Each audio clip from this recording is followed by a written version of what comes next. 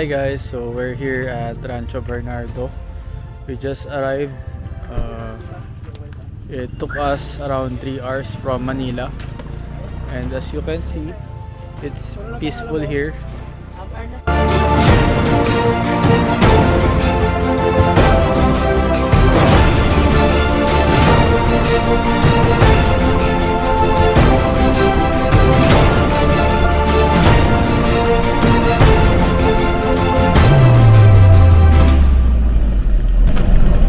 Meron silang free shuttle here and maraming mga statues. I'm with my mom. Mom, say hi. So, ayan. So, katulad siya sa Highland Valley. So, ayan. Yung mga statues. Ganda ng ambience niya. Parang calming. Ayan. So sa morning pwede mag-picnic dyan. Ayan.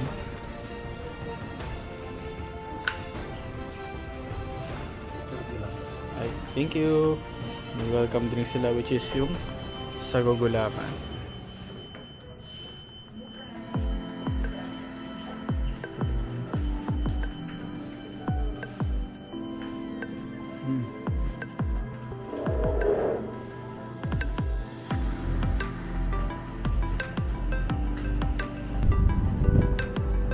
Calming yung place niya.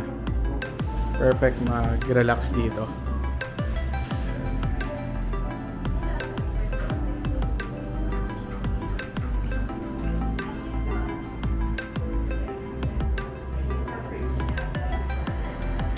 Ma'am, bali ilan po yung pool nyo dito? Common pool po, sir. Pwede po siya sa mga check-out guests. And also, the villas has jacuzzi. I see. Then how much po yung per night dito sa na-avail namin? 57,000 Per night. Thank you. So yun nga, according dito, we spent 157,000 per night. So for the 6 villas. So ganito ang buong family. So later we'll meet my cousins. Ayan. Grabe, sobrang peaceful dito guys. Kung gusto niyo mag-relax, out of town, do you call this? Out of town break. Ayan. Perfect dito guys. Ayan. Yung mga sculpture na ganyan. Okay.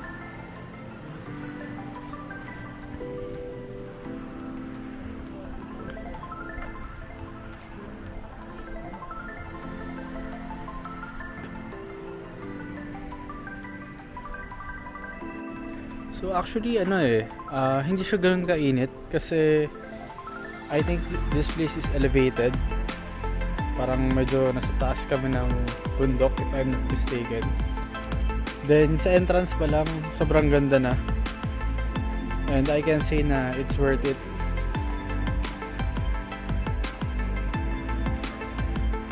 And meron ding beach dito na located 20 minutes away from here.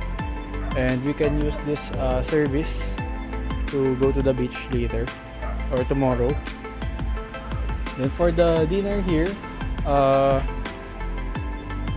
medyo pricey nga lang daw yung dinner.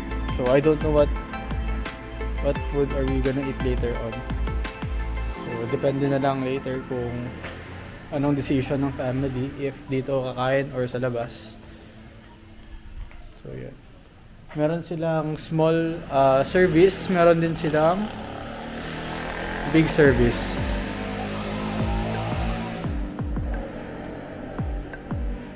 Ayan. Malaki din pala tong place na to. Ayan. Grabe, meron din pala siya doon. So, I know my cousins are already here, but di pa kami nagkikita-kita. So, ayun. Grabe, ang laki nito, oh. Guys, look at the view.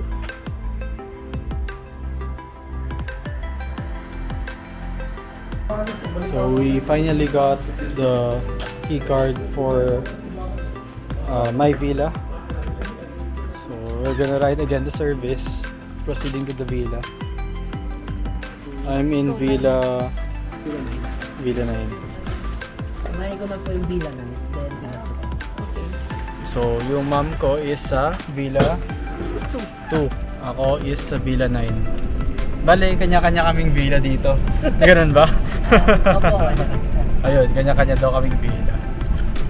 So, ayun. And meron din po silang private jacuzzi. Kada villa po. Ano yan, sir? May? Jacuzzi sila. Bale, meron po kayong private pool daw sila. Okay. So, may private pool daw kami sa loob. Is it heated? Not yet pa sir.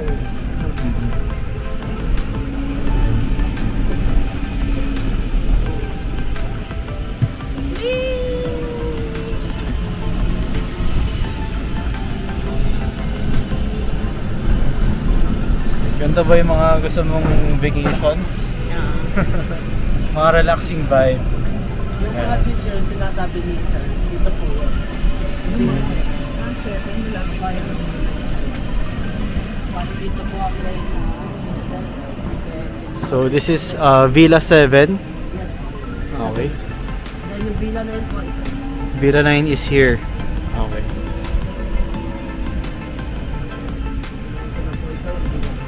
So, kuya, the villas are close together. Yes po, ayos Okay. po naman po magkakalala. Villa. Sige. Pero pagka gusto niyo pumunta sa ng kasama, pwede naman po tayo pasundo. Paano kami magpapasundo? Dial lang kay sir, 100. Meron naman po tayong telephone doon sir. I see. Ito rin, sir. Thank you. So, ayun, papasok na ako sa villa ko. So, that's my private jacuzzi, right? Okay. Then may kasali ka. Okay. That's very nice. Wow, guys. So relaxing. Then, pala sir, koi fish pan. Oh, so this is koi fish. I see. Very nice. Then sa Villa 7 po sa kasama ni sir. Doon lang sa baba, yung Villa 7. Sige, kuya. Can you show me yung keycard na? So, quick room tour here in Rancho Bernardo. So, we have a king size bed. We also have a couch there. And for the television, for entertainment, we also have 2 extra beds. Also have this great view.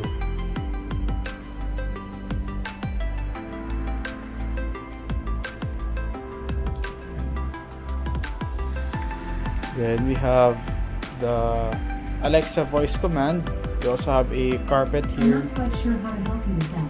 So ayun, nagsabi lang ako ng name, nag-reply na siya. Meron siyang silipan dito, which is the koi fish na nakatira dun sa ilalim ng villa natin.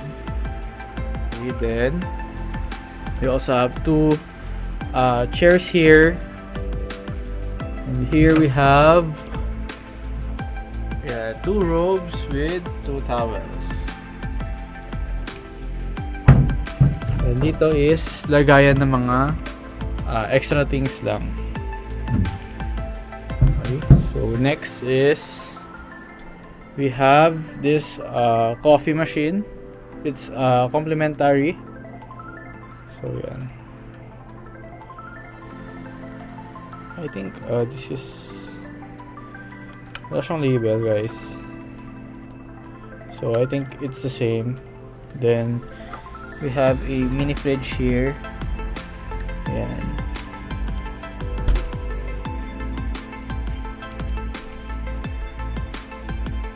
For the comfort room,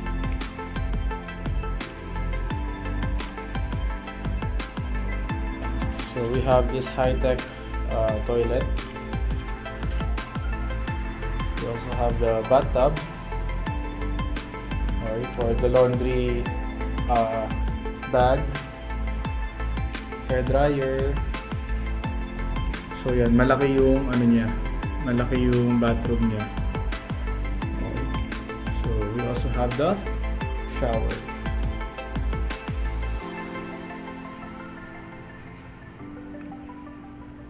So, this is what my suite looks like. So, this is all voice activated by Alexa.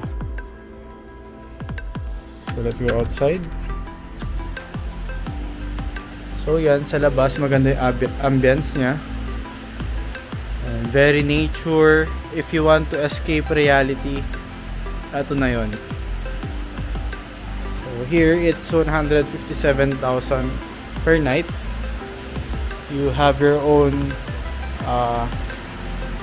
like chill spot there, and you also have your own private jacuzzi. So yan, kanya-kanyang villa yan. Tapos maganda yung interior nya and exterior. Sa entrance pa lang kanina is sobrang ganda na, like may art siya and sculptures.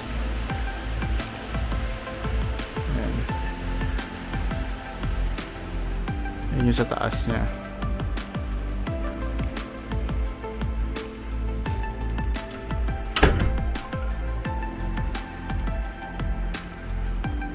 So, yung voice activated na Alexa is here. So, Alexa, close the curtains. A couple things share that name, bar curtain and sofa curtain. Which one did you want? The sofa curtain. Okay. So, ayan. Kino-close na niya yung curtain dito.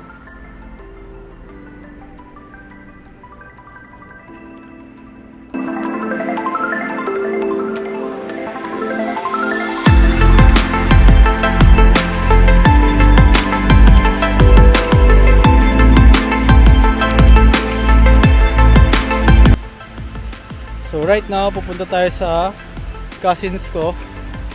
Yung iba kasi doon na kids is nagsiswim na. So dito, every villa, they have their own private jacuzzi. And meron din silang common pool area. Ayun. So okay rin mag-jogging dito actually. Naka-incline ka. But we're here for the vacation.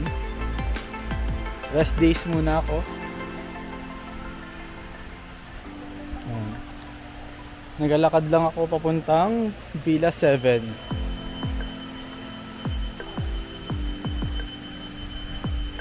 Dito tayo nakastay. Ganyan yung place niya. Yung looks on the outside. It's very nice. Yung ambience niya. So, every villa sa ilalim, as you can see there, meron siyang mga koi fish. Yan. So, sa atin din meron. And later, pag sinilip natin yung ilalim ng floor, there's a transparent room there where you can see the koi fish. So, yan.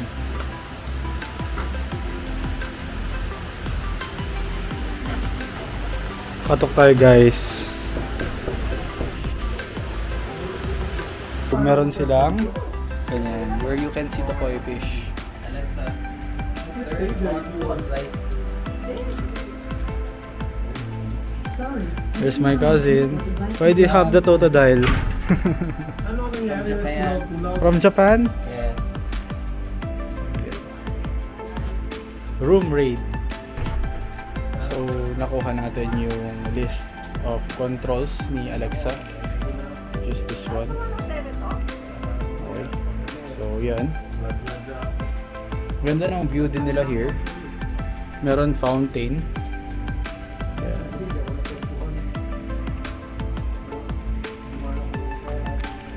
So, ayun. I'm with my cousin. This is his room. It's so nice. So, Alexa, Start the unlimited buffet. Ay, wala palang ganun. Where's the unlimited buffet? Walang buffet. Ano pa bukas? So tomorrow we will have the buffet. I think the buffet here starts at 1,800 per head. Oh? Yes, according to the Hindi ko ano kanina, a hotel manager. So ayun. Saan yung room? My room is Villa 9, dun sa taas. Same lang ito. Parang slightly different. I think it's slightly different. Dun sa ano?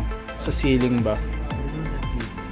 Pero yung out, Yung layout, same lang.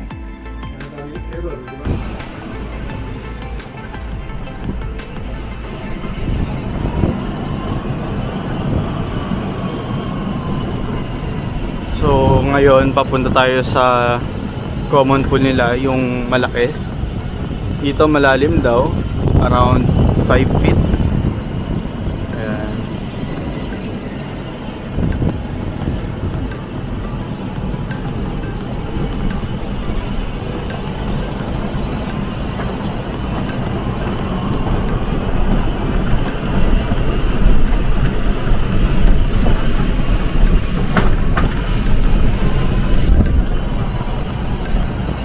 So, nandito na tayo sa malaking pool nila. So, divided into 3 yung pool. Merong kiddie pool. So, ito yung itsura ng kiddie pool niya. Mababaw lang. Tapos, merong jacuzzi doon. Then, ito yung big pool nila. Ayan. So, sa gabi, may ano dito. May mga bartenders. Pwedeng mag-order ng drinks. Tapos, nakaupo kayo dyan. Then, ayan, pwede rin mag-chill dyan.